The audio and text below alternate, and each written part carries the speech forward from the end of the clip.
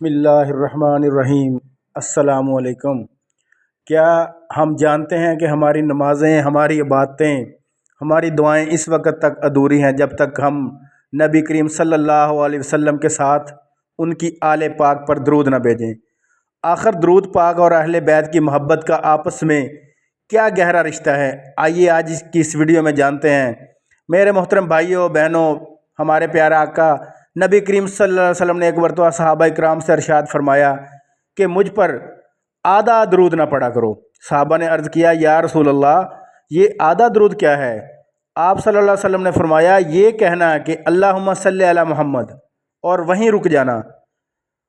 پورا درود یہ ہے، کہو اللہم صلی علی محمد وعلی آل محمد۔ سبحان اللہ۔ اس حدیث مبارکہ سے صاف معلوم ہوتا ہے کہ درود پاک کی قبولیت کے لیے آل محمد یعنی اہل بیت کا ذکر کرنا کتنا لازم ہے۔ اہل بیت اطہار علیہ السلام کے شان تو اتنی بلند ہے، خود آقا کریم نے ان کی محبت کو امت کے لیے نجات کا ذریعہ قرار دیا ہے۔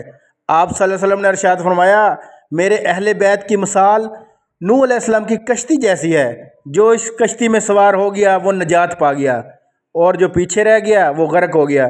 یعنی آج کے اس پرفتن دور میں ہمیں امان کی سلامتی اور نجات چاہیے تو اہل بیت کے دامن کو مضبوطی سے تھامنا ہوگا۔ صرف یہی نہیں بلکہ آقا علیہ السلام نے ایک دفعہ خطبہ غرید کے موقع پر فرمایا، پوری امت کو وصیت کرتے ہوئے فرمایا تھا کہ میں تمہارے درمیان دو باری چیزیں چھوڑ کر جا رہا ہوں، ایک اللہ کی کتاب یعنی قرآن، دوسرا میرے اہل بیت یاد رکھنا۔ یہ دونوں ایک دوسرے جدا نہیں ہوں گے یہاں تک کہ حوض کوثر پر مجھ سے آ ملیں۔ آقا کریم صلی اللہ علیہ وسلم نے تو یہاں تک فرما دیا تھا جو ان سے محبت رکھے گا وہ مجھ سے محبت رکھے گا، جو ان سے بغض رکھے گا وہ مجھ سے بغض رکھے گا۔ میرے عزیز دوستو، خود سوچیں کہ اہل بیت کی اور درود شریف کا تعلق کتنا گہرا ہے، اور اہل بیت کی محبت کے بغیر تو ہماری نمازیں عبادتیں کچھ بھی قبول نہیں ہوتی۔ ہمارے دل میں اہل بیت کی محبت، ان کی عقیدت، ان کے لیے پیار، یہی ہمارے ایمان کا حصہ ہے، ایمان کی نشانی ہے۔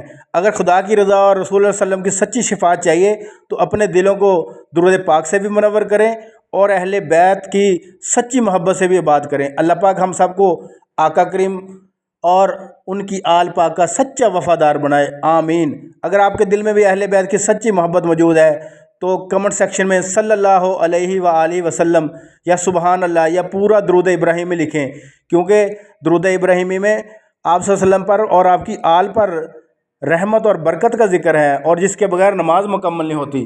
یہ آقا علیہ السلام کا اپنا کہا ہوا درود ہے۔ یہ تو آقا علیہ السلام نے اپنی آل اولاد کے لیے، اپنی آل اولاد کی محبت کے لیے یہ درود پاک ہم پہ آیا ہے، ہمارے لیے یہ تحفہ ہے۔ ہمیں اس تحفے کی قدر کرنی چاہیے۔ اہل بیت کا اور درود شریف کا بہت گہرا تعلق ہے۔